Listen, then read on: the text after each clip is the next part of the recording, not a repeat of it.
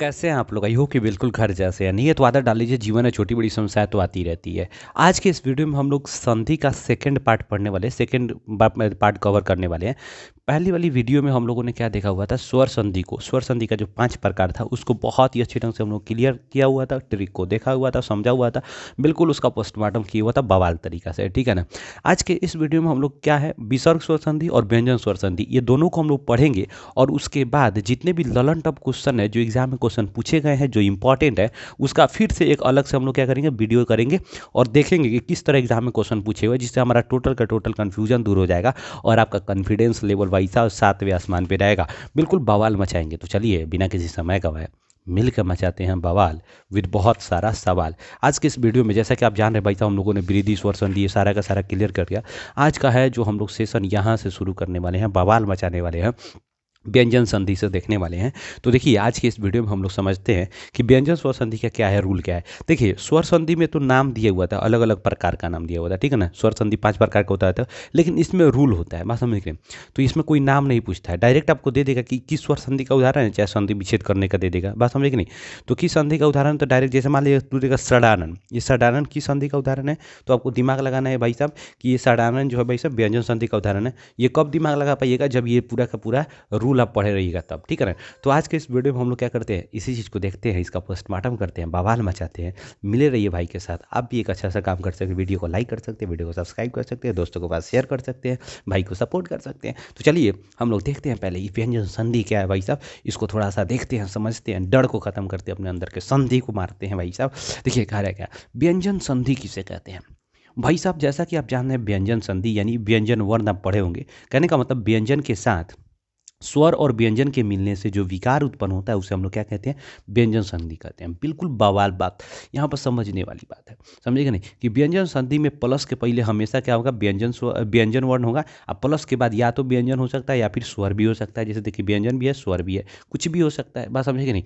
तो यहाँ पर समझने वाली बात यह है कि इसका रूल जब हम लोग पढ़ेंगे ना, तो थोड़ा सा कम, मतलब कि वहाँ पर आपको क्या होना है, बहुत ज़्यादा माइंड को अवेयर करके देखना है, बात समझे कि नहीं। थोड़ा सा एक्टिव रह के देखना है कि आखिर कह क्या रहा है, नहीं तो कन्फ्यूजन होता है थोड़ा सा। लेकिन आज के इस वीडियो में सारा का सारा कन्फ्यूजन दूर होगा, क्योंकि भाई साहब हम लोग समझने ऐसे वाले हैं जैसे बिल्कुल एक बहुत ही आसान टॉपिक। जैसे देखिएगा क्या कह रहा है, पहला रूल क्या कह रहा है यहाँ पर कि यदि क चटौता प के बाद स्वर वर्ण या फिर तीसरा वर्ण चौथा, बस हम एक नहीं, किसी भी वन वर्ग का, किसी भी, जब वो तीसरा चौथा इस तरह का या पहला दूसरा तीसरा चौथा पांचवा कह रहा है ना, तो इसका मतलब याद रखिएगा अस्पर्श व्यंजन। अस्पर्श व्यंजन बताए थे, क वर्ग, च वर्ग, ट वर्ग, त वर्ग, प वर्ग, यानी 5 गो वर्ण वर्ग है, व्यंजन वर्ण वर्ग है, ठीक है ना। उसमें से अगर कोई भी तीसरा वर्ण आता है, चौथा वर्ण आता है, या फिर य र ल व, य र ल व को अंथ अस्त व्यंजन कहते थे, तो य र ल व आए, तो ये कचट तथा प जो है, बस समझ नहीं, अपने ही वर्ण वर्ग का तीसरा अक्षर बन जाता है। बस समझ, अपने ही वर्ण वर्ग का क्या बन जाएगा, तीसरा अक्षर में बदल जाएगा। खूब गौर से समझना है कि अगर मान लीजिए, खूब ध्यान से सुनिए यहाँ पर क्या कह रहा है कि अगर किसी शब्द में, अब मान लीजिए कि आप क के बाद कोई अगर तीसरा चौथा या रोलवा आ रहा है, तो क ग में बदल जाएगा, च ज में बदल जाएगा। तो यानी कहने का मतलब ये है कि अब आपको दिमाग क्या लगाना है कि तोड़ने के समय आपको, तो मान लीजिए टूटा हुआ तो रहेगा नहीं, बात समझ गए, आपको दे देगा इस तरह का शब्द देगा और कहेगा कि भाई सब तोड़िए, बताइए क्या बनेगा इसका। तो अब कहने का मतलब ये है, आपको देखना ये है कि कौन सा कोई भी शब्द में दूसरा वर्ण जो है, दूसरा या तीसरा बोलते थे हम, आपको ट्रिक बताई है, लेकिन अधिकतर टाइम में दूसरिका देखना है पहले। तो अगर दूसरिका वर्ण अगर जो है ना, ये किसी वर्ण वर्ग का, क माने क च ट त प के वर्ण वर्ग का तीसरा वर्ण है कि नहीं है, अगर वो तीसरा है, अगर भाई साहब वो तीसरा है, तो वहीं से टूटेगा। उस तीसरा को पहला में बदल देना है, बीच में प्लस के बाकी को लिख देना है, कुछ करना ही नहीं है, बिल्कुल बवाल तरीका से। जैसे देखिए यहाँ पर देखिए, इसका दूसरा वर्ण ग है, तो ग जो है किस वर्ण वर्ग का है, क वर्ग का, इसलिए कुछ नहीं करना है, इसको दी लिखना है यहाँ पर, दी। और क को क्या, ग को क्या बदलेंगे, क हलंत में बदलेंगे। अब प्लस ग में क्या लगा है, अ लगा है, तो अ लिख देंगे। अब बच गया क्या, आधा म ब र बच गया, तो लिख देंगे दिख जोरम्बर। हई ज है किसमें का है, च वर्ग का है, तो कुछ नहीं लिखेंगे, अच लिखेंगे, अ च में हलंत देंगे, अच लिखेंगे। उसके बाद ज में अ लगा है, तो प्लस दी करके अ आधा नौता लिख देंगे, अंता लिख देंगे। बिल्कुल बवाल तरीका से भाई साहब आप चीज़ों को समझ सकते हैं, बवाल मचा सकते हैं, एग्जाम में धमाल कर सकते हैं, पेपर को फाड़ सकते हैं, बस बातों को समझना होगा। बात समझ गई। और समझ तो यूं ही आ जाएगा भाई साहब। अब देखिए भाई डॉ है, डॉ किस वन वर्ड का है, तो टॉ वन वर्ड का है। तो टॉ वन वर्ड का है तो इसको क्या लिखेंगे, सट डॉ को टॉ में बदलेंगे। अब प्लस डा में क्या लगा हुआ, आ लगा हुआ है, तो यहाँ पर आ लिखेंगे। अब बच गया नॉन, तो नॉन लिख देंगे। अब कहिएगा सर ये बनेगा कैसे, जो रूल की कह रहा है क्या कि यदि क्वच ट त प के बाद कोई भी य र ल व या फिर कोई तीसरा चौथा या फिर कोई स्वर आए, ठीक है ना, स्वर आए, तो देखिए ट के बाद जो है ये स्वर आ गया, स्वर आ गया तो ट किस में बदल जाएगा, अपने ये तीसरा वर्ण में बदल जाएगा। तो ट का तीसरा वर्ण ड होता है, तो आधा ड में आ मिलेगा तो क्या बन जाएगा, डा बन जाएगा। तो स डा ये नॉन आ जाएगा तो सडन नहीं बन जाएगा। देखो चीज़ों को समझो भाई, अच्छे से समझोगे ना तो बिल्कुल बवाल मचा सकते हो। अब दूसरी बात क्या करें कि जगदम्बा। अब देखो जगदम्बा में ये देखना है कि इसमें देखिए ज ग द, तो आपको खूब ध्यान देना है यहाँ पर। ग भी जो है ना ये भी तीसरा वर्ण है, प सॉरी त थ द, त भी जो है ना ये भी तीसरा वर्ण है। तो आप तोड़िएगा कहाँ से, हम इसलिए जानबूझ के इस चीज़ को रखे हैं। तो देखिए यहाँ पर तोड़ना आपको जो है ना, अगर दोनों है तो तीसरा नंबर का वर्ण तोड़ना है। आपको किस नंबर का वर्ण तोड़ना है, तीसरा नंबर का वन तोड़ना है। बात समझ कि नहीं। अच्छा कहेंगे क्या कि सॉरी तीसरा नंबर ही क्यों, देखिए यहाँ पर भी देखिए, यहाँ पर भी द तीसरा हो जा रहा है, यहाँ पर देखिए यहाँ पर क्या हो रहा है भाई साहब, ये भी ग तीसरा नंबर का हो जा रहा है। तो फिर यहाँ पर यहाँ से तोड़ेंगे, क्यों तोड़ेंगे अब समझिए। इसमें अब आपको दिमाग क्या लगाना है कि देखिए यहाँ पर अगर इसको तोड़िएगा तो जक जुड़ अदम्बा हो जाएगा। इसको अगर तोड़ते हैं, देखिए हम एक तोड़ के बताते हैं। मान लीजिए यहाँ से आप तोड़ते हैं तो क्या तोड़िएगा, ग को क में बदलिएगा, तो जक अब प्लस ग में अ लगा है, अ द आधा म बा। ये कोई जो है संधि विच्छेद का मतलब होता है कि दोनों वर्ण का अपना एक अर्थ निकले। तो जक का मतलब अदम्बा का मतलब कोई तो मतलब ही नहीं निकल रहा है, यहाँ पर अर्थ ही नहीं निकल रहा है, कोई सुटेबल नहीं टूट पा रहा है, तो इसको आप नहीं समझ सकते हैं, ठीक है ना। इसको ये गलत हो जाएगा। अगला बार क्या तोड़ सकते हैं हम, द से तोड़ेंगे, तो इसको क्या हो जाएगा ज ग, आ द किस वन का है, त वन का है, तो जगत, आ द में अ लगा है तो अम्बा। सिंपल है। अब देखिए अब दूसरी का समझिए, ये गति। अब देखिए यहाँ से अगर तोड़ते हैं तो सद, सद को सत लिख सकते हैं, सत। द में अ लगा हुआ है, बस समझे कि नहीं। देखिए द में अ नहीं लगा हुआ है, ये आधा द है खुद। अब द में कुछ लगा ही नहीं हुआ है, जब ये आधा द है तो इसमें से कुछ निकलेगा, स्वर नहीं निकलेगा, चुपचानी गति निकल जाएगा, सदगति। बात समझ आएगी नहीं। अगर मान लीजिए कि यहाँ पर आधा वर्ण नहीं रहता है, आधा वर्ण नहीं रहता है, तो अभी यहाँ से हम तीसरा नंबर से तोड़ते, लेकिन यहाँ पर आधा वर्ण नहीं था, बात समझे कि नहीं, तो यहाँ से तीसरा वर्ण पर तोड़े। ये आधा है इसलिए हम तीसरा नंबर पर से नहीं तोड़े हैं। बात समझे कि नहीं। चीज़ों को समझना है बहुत अच्छे ढंग से, तब समझ आ पाएगा, ठीक है ना। तो इसको तोड़ सकते हैं आराम से, बिल्कुल बवाल तरीका से। रूल क्या कहता है, यदि क च ट त प के बाद, यानी क च ट त प के बाद यदि कोई स्वर वर्ण आता है, तीसरा चौथा य र ल व आए, तो क च ट त प अपने ही तीसरा नंबर के वर्ण में बदल जाएगा। तोड़ने का नियम यह है कि जिस किसी शब्द में दूसरा या तीसरा वर्ण, अधिकतम हम दूसरा देखेंगे, दूसरा वर्ण जो होगा, अगर आपका तीसरा किसी भी वर्ग का तीसरा नंबर का अक्षर दिखाई दे रहा है, बस उसको उसको क्या करना है, आपको अपने पहला अक्षर में बदल देना है। आप प्लस जो उस अक्षर में लगा हुआ है स्वर, उसको निकाल करके बाकी को लिख देना है। देखिए यहाँ पर, ठीक है। अब हम लोग दूसरा नंबर पर चलते हैं। अब देखिए आसान हो गया अब काफ़ी समझने में। अब देखिए यहाँ पर क्या दूसरा रूल क्या करें, क च ट त प के बाद यदि न या म आए तो क च ट त प अपने वर्ण का पांचवा वर्ण में बदल जाता है। बहुत आसान चीज़ है। यहाँ पर हमेशा याद रखिएगा कि अगर किसी भी वर्ण का पांचवा अक्षर बीच में दिख जाए, किसी भी वर्ण का पांचवा अक्षर दिख जाए, तो बस उसको पहला में बदल देना है। देखिए इसमें यहाँ पर समझिए, यहाँ पर समझिए क्या कह रहा है, बहुत आसान रूल है। क्या कर रहे हैं यहाँ पर देखिए, वांग्मय लिखा हुआ है, वांग्मय, सन्मास या सन्मास, तन्मय, अम्मय, जगन्नाथ। अब समझिए यहाँ पर देखना ही है कि पांचवा वन कौन है। देखिए पांचवा वन यहाँ पर है, अंग है, तो इसको क्या कैसे तोड़ेंगे, वाह, अंग को क में बदल देंगे, क। अब बच गया उसको मय लिख देना है, मय लिख देना है। उसी तरह इसको तोड़ना है। तो ये देखिए न पांचवा वर्ण है तो कुछ नहीं करना है, न को ट में बदलना है क्योंकि ट वर्ण में आता है। अब बच गया उसको प्लस देकर के मास लिख देना है, बस। उसके बाद देखिए, अब देखिए तन्मय है, तो ये न पांचवा वर्ण है कि म पांचवा वर्ण है, तो न भी पांचवा वर्ण है, म भी पांचवा वर्ण है। तो आप तोड़िएगा कहाँ से, तो तोड़िएगा जो भाई साहब आपको यहाँ पर देखिए, खूब यहाँ पर देखना है क्या कि जो अपने आप में क्या है, आधा है, यहाँ पर आपको आधा दिखेगा, बात समझे कि नहीं। तो वहाँ से तोड़ना है। तो म आधा है कि न आधा है, न आधा है, तो इसको कैसे तोड़ेंगे, तो त को अगर भाई साहब अगर हम लोग बात करते हैं तन्मय जो है, तो तन्मय को यानी न को किस में तोड़िएगा, न को किस में बदलिएगा, त में बदलिएगा ना, तो तत् जोड़ क्या हो जाएगा, बच गया मैं, तो मैं लिख देंगे। अब मैं जो देखिए, अब मैं यहाँ पर लिखा हुआ है, तो अब मैं को क्या, जो म को प में बदलिएगा, अप प्लस मैं, अपमय। देखिए जगन्नाथ, तो इस नौ को दो को नौ है, तो आधा वाला नौ को त में बदलेंगे तो जगत हो जाएगा, जगत प्लस नाथ बच गया, तो नाथ। बिल्कुल बवाल तरीका से कर सकते हैं हम। दूसरा नंबर रूल ये करा। तीसरा नंबर अब समझिए, बिल्कुल करे क्या, यदि छ के पहले कोई स्वर आए, यानी देखिए खूब ध्यान से देखना है, छ के पहले स्वर आए तो छ के स्थान पर च छ हो जाता है। बहुत आसान दिख रहा है कि किसी भी वर्ण में अगर आपको च छ दिख रहा है, मतलब शब्द में, यहाँ देखिए च छ दिख रहा है, च छ दिख रहा है, तो कुछ हो नहीं करना है, बात समझे कि नहीं। इस च छ को केवल जो है ना भाई साहब, छ में बदल करके तोड़ देना है। जैसे देखिए यहाँ पर कुछ नहीं करना है, इस च छ के पहले को स्वर स्व माने प्लस के पहले, च छ के पहले जो है ना भाई साहब, खूब ध्यान देना है, च छ के पहले भाई साहब, च छ के पहले वाला जितना भी शब्द है उसको प्लस के पहले रख देना है। और जो च छ है, आधा च छ है, उसको छ में बदल देना है। और यहाँ पर अनुस्वार जो भी उसमें लगा रहेगा उसको ऊपर लिख करके द लिख दीजिए। यहाँ पर देखिए, यहाँ पर च छ के पहले मातृ है तो मातृ लिख देंगे, आप प्लस दे देंगे। च छ को अब किस में बदलेंगे, छ में बदल देंगे। अच्छा यहाँ छ में आ लगा है तो यहाँ पर भी आ लगा देंगे, छा या। आई थिंक ये वाला बात समझ आया होगा, ठीक है ना। अब इसको समझिएगा, समझ आए। देखिए यहाँ पर अच्छा दान है, अब खूब गौर से समझना है भाई साहब। अब देखिए, अब इस चीज़ को जो है यहाँ से देखिए, बहुत बार क्या होता है कि अभी जस्ट बोले यहाँ पर कि च छ के पहले वाला को प्लस के पहले लिख दिए, लेकिन यहाँ पर आपको उस तरह नहीं करना होगा। अब इस च छ को भी पहले रखना होगा। जैसे मान लीजिए यहाँ पर कथी करें कि यदि छ के पहले, यहाँ देखिए, यदि छ के पहले कोई स्वर आए तो छ के स्थान पर च छ हो जाता है।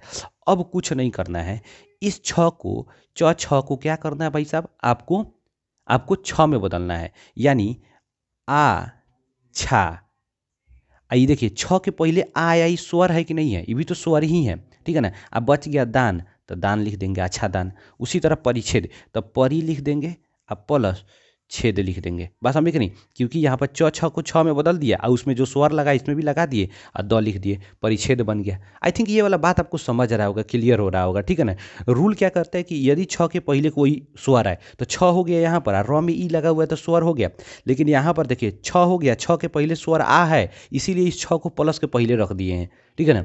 लेकिन बाकी सब अधिकतर केस में क्या होगा कि छ के पहले वाले वर्ड को प्लस के पहले रख के बाकी जो च छ बचेगा उसको छ में बदल करके लिख देना है। बस हम एक नहीं, हमेशा याद रखिए कि जो चीज़ बना हुआ होता है उसमें जो स्वर लगा रहता है ना, तो उस नए वाले जो आप वर्ड लिखिएगा खुद से, उसमें उस स्वर को लगा दिया जाता है। बात समझे कि नहीं, कभी व्यंजन को अकेले आप नहीं लिख सकते हैं बिना किसी रूल के। बात समझे कि नहीं। अब देखिए अगला क्वेश्चन क्या कर रहा है कि बहुत इंपॉर्टेंट है, बहुत आसान भी है। कह रहा है कि यदि म के बाद कोई अस्पर्श व्यंजन है, अस्पर्श व्यंजन की जब हम लोग बात करते हैं तो अस्पर्श व्यंजन का मतलब य र ल व, तो यदि म के बाद कोई य र ल व आए तो म का अनुस्वार बदल जाता है। अब कुछ नहीं करना है। अब सॉरी, अस्पर्श व्यंजन पूछ रहा है, अंतःस्थ व्यंजन य र ल होता है ना, अस्पर्श व्यंजन में क्या होता है, क वर्ग, च वर्ग, ट वर्ग, त वर्ग, प वर्ग, 25 को होता है स्पर्श व्यंजन। इसीलिए कह रहा है कि यदि यदि म के बाद कोई अनुस्वार आए तो म का मतलब कोई स्पर्श व्यंजन आए तो म जो है अनुस्वार में बदल जाता है। तो बस आपको तोड़ने का नियम क्या है कि म ये मन अनुस्वार में बदला है, तो बस कुछ नहीं करना है कि आपको जब तोड़िएगा तो जो जो यहाँ पर अनुस्वार है ना उसको म में बदल दीजिए। तो इसको कैसे बदलिएगा भाई साहब, इसको कैसे बदल सकते हैं, तो अलम पलस्कार, कुछ नहीं करना है, इस अनुस्वार को म में बदल देना है। ऑल लिख करके अनुस्वार को म बदलिए, प्लस दे करके अब वो क्या कर देना है आपको, यहाँ पर बाकी को लिख देना है, कार, अलम जोड़ कार, अलंकार। बस समझ नहीं। संबंध आपको जोड़ना है, तो संबंध जोड़ना है तो यहाँ पर देखिए इस अनुस्वार को म में बदल देंगे, अब प्लस क्या लिख देंगे यहाँ पर बंध लिख देंगे।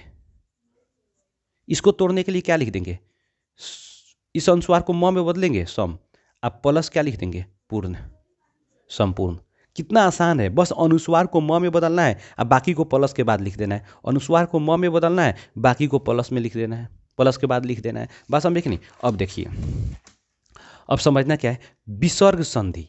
अब विसर्ग संधि बहुत इंपॉर्टेंट है, चीज़ों को समझना है। देखिए कह रहा है क्या विसर्ग संधि में कि यदि विसर्ग के बाद कोई स्वर या व्यंजन आए तो उत्पन्न विकार को विसर्ग, मतलब उत्पन्न विकार को हम लोग विसर्ग संधि कहते हैं। यानी विसर्ग के बाद कोई स्वर या व्यंजन आता है तो उससे जो विकार उत्पन्न होगा उसे हम लोग क्या कहेंगे भाई साहब, उसे हम लोग कहेंगे विसर्ग संधि। देखिए क्वेश्चन क्या कहता है, यहाँ पर देखिए ये एग्जाम्पल नी प्लस संतान, दू प्लस फल, नी प्लस रज, यानी हमेशा प्लस के पहले क्या आएगा, विसर्ग आएगा, ठीक है ना। अब वहीं ध्यान देना है, यहाँ पर रूल क्या करे कि यदि विसर्ग के पहले इकार या उकार है, विसर्ग के पहले इकार या उकार है तो विसर्ग के बाद का वर्ण और विसर्ग के बाद का वर्ण क ख प फ हो तो विसर्ग के स्थान पर स्व हो जाता है। बहुत ही आसान चीज़ है। कह रहा है क्या कि मान लीजिए कि यहाँ पर आपको विसर्ग है, बात समझे कि नहीं, और विसर्ग के पहले कोई इकार या उकार है तो विसर्ग के पहले उकार, विसर्ग के बाद जो है यानी प्लस के बाद, जब भी किसी बाद कहेगा इसका मतलब प्लस के बाद, तो क ख प फ हो तो विसर्ग के स्थान पर क्या हो जाता है, यहाँ पर मूर्धन्य स हो जाता है। अब कुछ नहीं करना है, तोड़ने के लिए नियम क्या है, तोड़ने के लिए नियम क्या है कि जो आपको जो ये स जहाँ दिखेगा ना, जो स दिखेगा उसको आपको विसर्ग में बदल करके आप प्लस करके लिख देना है। जैसे देखिए ये दू लिख दीजिए, ये स है ना, इस स को विसर्ग में बदलिए, आप प्लस लिख करके कर्म लिख दीजिए, दू कर्म। यहाँ पर स है ना तो दू लिख दीजिए, आप प्लस लिख करके फल लिख दीजिए, दू फल। अविष्कार है तो अवि लिख दीजिए, आप प्लस कार लिख दीजिए, अविकार। चतुष्पद है तो चतु लिखिए, आप विसर्ग दीजिए, आप पद लिख करके पद दे दीजिए। कितना आसान है, बहुत ही आसान है, बात समझे कि नहीं। कुछ नहीं करना है, जहाँ पर भी ये स दिखेगा, तालाबे नहीं पेटकाटवा स दिखेगा, ठीक है ना, तो समझ जाइएगा कि भाई साहब ये किस संधि का, विसर्ग संधि का उदाहरण है। तोड़ने के लिए क्या करना है, इस स को क्या करना है, आपको विसर्ग में बदलना है, आप प्लस करके बाकी को लिख देना है, बात समझे कि नहीं। दूसरी का रूल देखिए कितना आसान है। अगर कहेगा मान लीजिए कि विसर्ग है, अब विसर्ग के बाद जो है च छ है, ठीक है ना, तो उसको क्या करना है, तालाबे स में बदल जाएगा। विसर्ग के मतलब प्लस के पहले विसर्ग है, विसर्ग ट ठ है तो मूर्धन्य स में त थ है तो यहाँ पर दंती स में। बस कितना आसान है, जब हम वर्ण के उच्चारण आसान पढ़ाए थे तो उस समय बताए थे इचू ऐसा, यानी ये तालाबे स जो है ना, च वर्ग जो है, तालाबे मैंने च वर्ग तालु से बोला जाता है तो उसी में स्व आएगा, तालाबे स। ट वर्ग मूर्धा से बोला जाता है तो उसी में यहाँ पर मूर्धन्य स आएगा, और त वर्ग जो है दंत से बोला जाता है तो वहाँ पर दंती स आएगा। यानी रिलेशन देखिए, च छ तालु से तो तालाबे स, ट ठ मूर्धा से तो मूर्धन्य स, जिसको इसको भी मूर्धा से बोला जाएगा, त थ दंत से तो दांत से बोलने वाला स जो है यहाँ पर दंती स है। ध्यान रखना है आपको, ठीक है ना। तो अब इसको तोड़ने के लिए कुछ नहीं करना है कि जहाँ पर ये तीनों में से कोई स दिखे उसको भी क्या करना है, विसर्ग में बदल देना है। देखिए दू आ प्लस चरित, दुश्चरित, कुछ नहीं करना है। ये निश्चल है तो नी लिख करके इस स को विसर्ग में आप प्लस छल लिख देना है। यहाँ पर देखिए निष्ठुर तो नी लिख देना है, ठीक है ना, विसर्ग देना है, आप प्लस ठुर लिख देना है। यहाँ पर नी लिख देना है, विसर्ग देना है, यहाँ पर क्या लिख देना है, नी। ये स तो बदल गया विसर्ग में, थापन हो गया तो थापन, नी प्लस थापन। अब ये कितना आसान है, आप बिल्कुल बवाल मचा सकते हैं कि नहीं मचा सकते। अब रूल तो यही ना कह रहा था कि अगर विसर्ग के बाद त थ आए तो यहाँ पर त थ में से कोई भी आए तो ये जो विसर्ग है आधा स में बदलेगा, तो ये विसर्ग आप प्लस, यहाँ पर देखिए थ आ गया, आधा थ यहाँ से तब आ बन जाएगा बेसिकली। तो ये क्या बन जाएगा, आप खूब गौर से सुनिए, यहाँ पर था आया बेसिकली, यहाँ पर था आ गया तो ये क्या बन गया, आधा स बन गया कि नहीं बन गया। तो अब आधा स जो है यहाँ पर आएगा तो नी यहाँ पर आ गया, आधा स यहाँ पर आ गया, अब बच गया यहाँ पर। खूब देखिए, आप खूब गौर से सोचिए कि ये विसर्ग बदल रहा है स में, बात समझे कि नहीं। तो आधा स आ गया और थापन आ गया यहाँ पर, तो थापन बच जाएगा। उसी तरह देखिए यहाँ पर देखिए ये विसर्ग आप प्लस ठ आ गया, तो विसर्ग के बाद ठ आया तो विसर्ग जो होगा किस में बदल जाएगा, आपको मूर्धन्य स में बदलेगा, तो मूर्धन्य स में बदल गया, ठूर आ गया यहाँ पर। तो रूल बहुत आसान है, बस चीज़ों को समझना है आपको। यानी स जो आए, जहाँ पर भी तालाबे स मूर्धन स दंती स आए, विसर्ग स्वर संधि का उदाहरण होगा, उसको विसर्ग में बदल के बाकी कुछ को आपको प्लस करके लिख देना है, ठीक है। अब अगला बात देखिए कितना आसान है। करेक्ट है, यदि अ यानी पूर्ण वर्ण, अगर मान लीजिए कोई पूर्ण वर्ण आ जाता है, ठीक है ना, तो कोई भी पूर्ण वर्ण होगा तो उसमें क्या होगा भाई साहब, उसमें अ लगा रहेगा, ठीक है ना। जैसे क ख ग घ अंग, च छ ट ठ प फ अंग, बस ये सब जो भी है उसमें अ लगा रहता है, ठीक है ना। इसको तो समझाने की जरूरत नहीं, आप लोग समझ रहे होंगे, 10th क्लास के स्टूडेंट है ना। अगर मान लीजिए कोई पूर्ण वर्ण है और उसके बाद कोई विसर्ग, अब प्लस के बाद क ख प फ आ जा रहा है तो विसर्ग ज्यों का त्यों रहेगा। तो इसमें कुछ करना ही नहीं है, बात समझे कि नहीं। बस जहाँ विसर्ग दिखेगा ना उसको आपको वहीं से तोड़ देना है, अंतः, अंतः आप प्लस पूर, अंतः प्लस पूर। बस यही है कि विसर्ग के बाद क्या होना चाहिए, क ख या प फ होना चाहिए। जैसे प्रातः प्लस काल, विसर्ग के बाद क आ गया तो अंतः प्लस करण, बहुत आसान है यार, बिल्कुल बवाल मचा सकते हो। बोलो आसान है कि नहीं है? एग्जाम में आएगा अगर, तो कितना लोग जो है इसको नहीं बना सकता है, थोड़ा सा जरूर कमेंट बॉक्स करना। वीडियो आई थिंक बहुत ही आपको मज़ा आ रहा होगा, ठीक है ना, बवाल तरीका से। अब देखिए थोड़ा सा समझना यहाँ पे है। अब क्या कर रहा है यहाँ पे, ये रूल क्या कर रहा है कि यदि है अगर विसर्ग, मान लीजिए कोई विसर्ग के पहले ई या ऊ आए, मान लीजिए कहीं पे कू आ प्लस विसर्ग हो, बात समझे कि नहीं, और उसके बाद र आए, ठीक है ना, तो ई जो है छोटी ई बड़ी ऊ ई में और छोटी ऊ बड़ी ऊ में बदल जाता है। अब देखिए ट्रिक समझिए क्या कह रहा है कि अगर मान लीजिए कि किसी वर्ण में आप देख रहे हैं, किसी भी आप शब्द में वर्ण करें, किसी भी शब्द में देखिए कि अगर बड़ी ई या बड़ी ऊ लिखा है और उसके जस्ट बाद र है, जैसे देखिए यहाँ पर तुरने का नियम देखिए, नियम कैसे पहचानिएगा। मान लीजिए अगर ई या ऊ है, किसी वैसा वर्ण है जिसमें ई या ऊ लगा है और उसका जस्ट बाद र वाला बात है, तो देखिए नी आ प्लस र, नी र दू रा, तो ई लगा ई लगा ई लगा ऊ लगा, सबके बाद र है, तो कुछ नहीं करना है, उस र को आपको क्या कर देना है, सॉरी, इस जो छोटी बड़ी ई है ना उसको छोटी ई में बदल देना है और उसको विसर्ग लिख देना है। अब बाद में क्या करना है, पूरा जो लिखना है, जैसे देखिए इस छोटी बड़ी नी है ना, तो इसको छोटी नी में बदलिए, अब विसर्ग दीजिए, बात समझे कि नहीं, और उसके बाद वाला को लिख दीजिए रस। बड़ी नी है तो इसको छोटी नी में बदलिए, आप प्लस रोक लिख दीजिए। यहाँ पर देखिए बड़ी ई है तो इसको भी बड़ी छोटी ऊ में बदलिए, ई में बदलिए, आप प्लस रज लिख दीजिए। यहाँ पर देखिए छोटी बड़ी ऊ है तो इसको छोटी ऊ में बदलो, आप प्लस विसर्ग दो, और इसको राज लिख दो, तो दू प्लस राज। कितना आसान है यार। बस इसका ट्रिक कैसे याद रखेंगे कि मान लीजिए कोई बड़ी ई या बड़ी ऊ है और उसके बाद र है, तो कुछ नहीं करना है, बड़ी ई या बड़ी ऊ को छोटी में बदलिए, विसर्ग खुद से लगाइए, प्लस देकर के बाकी को लिख दीजिए। कितना आसान है, बिल्कुल बवाल तरीका से। अब देखिए अब अगला रूल क्या कह रहा है भाई साहब, समझिए थोड़ा सा। देखिए अगला रूल क्या कह रहा है भाई साहब कि यदि विसर्ग के पहले अ ई ऊ रहे, बात समझिए, विसर्ग के पहले क्या रहे, अ ई ऊ रहे, और उसके बाद तालाबे स मूर्धन्य स दंती स रहे, बात समझे कि नहीं। अब फिर वही बात आ गया, आप याद कीजिए अ का उच्चारण स्थान क्या होगा आपको, तालु। अ का उच्चारण स्थान, सॉरी, अ का उच्चारण स्थान क्या होगा भाई साहब, हाँ तालु, ठीक है ना, इसीलिए तालाबे स का भी उच्चारण तालु। ई का उच्चारण स्थान क्या होगा भाई साहब, मूर्धा, इसलिए तालाब मूर्धन्य स। यहाँ पर ऊ का उच्चारण स्थान दंती स, तो यहाँ पर आ गया, आपको याद रखना है यहाँ पर दंती स वाला, बात समझे। यहाँ पर दंती स में ऊ नहीं आएगा बेसिकली, ठीक है ना, लेकिन ये थोड़ा सा ये कन्फ्यूजन यहाँ पर अलग हो जा रहा है, लेकिन ये दो को समझिए, ठीक है ना, ऋतु रेसा ई, और यहाँ पर अ का उच्चारण स्थान हम क्या बोल दिए यार, तुम मतलब थोड़ा सा यार ये वाला जो है ना, तो हम तुमको गलत बता रहे हैं, ठीक है ना, या ऐसा नहीं होगा। अ का उच्चारण स्थान कैसे हो जाएगा भाई साहब, तालु। अ का तो उच्चारण स्थान कंठ होगा अ का उच्चारण स्थान क होगा, इचू ऐसा, ई का तालु होगा, बस समझ नहीं। जबकि यहाँ पर देखिए ये अलग है, ऐसा नहीं होगा। तो अ ई ऊ, मान लीजिए विसर्ग के पहले अ ई ऊ रहे और उसके बाद कोई ये वाला स आ जाए, तो विसर्ग ज्यों का त्यों रह जाएगा, मतलब कुछ नहीं करना है। और फिर यहाँ पर वर्ड में ये दिख रहा है कि जहाँ अगर विसर्ग है और उसके बाद जस्ट स आए, और वहाँ पर विसर्ग के बाद क ख प फ आ रहा था, यहाँ देखिए यहाँ विसर्ग के बाद क ख प फ आ रहा था, देखिए यहाँ पर देखे थे क्या है कि यदि विसर्ग है और विसर्ग के बाद क ख प फ आ रहा है, तो विसर्ग ज्यों का त्यों रह जाएगा। यहाँ पर विसर्ग है, विसर्ग के बाद क्या हो रहा है भाई साहब, विसर्ग के बाद क्या हो रहा है कि यदि तालाबे समुदान से दंती सा है, तो विसर्ग ज्यों का त्यों, तो जहाँ ज्यों का त्यों का बात है वहाँ पर कुछ नहीं करना है, खुद को वहाँ जहाँ विसर्ग है वहीं से तोड़ देना है। अंत प्लस शक्ति, नी प्लस संदेह, संदेह, दू प्लस शासन, बात समझ कि नहीं, कितना आसान है। अब इसमें किसी को कोई दिक्कत हुआ होगा, तो आई थिंक ये वाला वीडियो आपको अच्छा लगा हो। समास तो हम पूरा ही बना दिए हूँ, आपको पढ़ा दिए हूँ ऑलरेडी, कोई दिक्कत ही नहीं है। अब ये दोनों का संधि और समास दोनों का ललन टॉप वीडियो अर्थात ऑब्जेक्टिव क्वेश्चंस जो है हम आपको डालेंगे, ठीक है ना। सबका वीडियो मतलब पीपीटी बन चुका है, उसका टाइपिंग कर दी हुए, अब आज उसको अभी ये वीडियो डाल रहे हैं, और इसको करने के बाद उसका ललन टॉप वीडियो बनाने के बाद अब जो है हम लोग आएंगे प्रत्यय पर, जो कि संस्कृत का बहुत ज़्यादा डिमांडेड वीडियो है।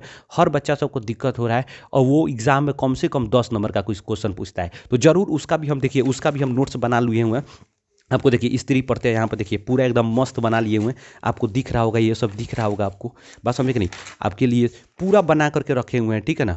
और आपके लिए इंपॉर्टेंट यहाँ पर अनुच्छेद भी यहाँ पर लिख दिए हुए हैं, ठीक है ना। सारा चीज़ का हम वीडियो बना रहे हैं बिल्कुल बवाल तरीका से। बस आप भाई के साथ जुड़े रहिए, वीडियो अच्छा लगा तो लाइक कीजिए, नहीं अच्छा लगा डिसलाइक कीजिए, चैनल को कंपल्सरी सब्सक्राइब कीजिए, दोस्तों के पास शेयर कीजिए, सपोर्ट कीजिए थोड़ा सा भाई को। मिलते हैं नेक्स्ट वीडियो में ललन टॉप क्वेश्चन के साथ, संधि विच्छेद और समास के। तब तक के लिए जय हिंद।